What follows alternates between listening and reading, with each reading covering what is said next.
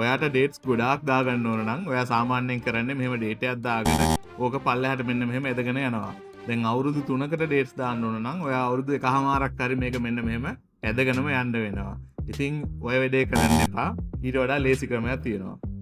මෙතනට මට 1st January 2023 ඉඳලා 31st December 2025 වෙනකන් ඩේට්ස් ඕන.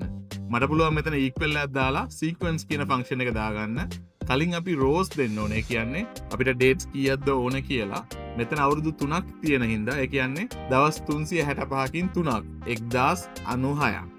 කමා columns ඕනද? අපිට columns අවශ්‍ය වන්නේ නැහැ. කමා එකක් දාගන්න. දැන් කියන්න ඕනේ starting value එක මොනවද කියලා. මට පුළුවන් මෙතන starting value එක select කරන්න. එහෙම නැත්නම් double quotation එක ඇතුලේ 1/1/2023 කියලා දාගන්න. ඊට පස්සේ කමා එකක් දාලා ඔයාට step එකක් මොන හරි ඕනද? නෑ කිසිම දෙයක් ඕනේ නෑ. bracket එක වහලා enter කරන්න තියෙන්නේ. දැන් අපි පල්ලෙහාට ගිහිල්ලා බැලුවොත් 31st December 2025 වෙනකම්ම date එක දාගෙන තියෙන්නේ.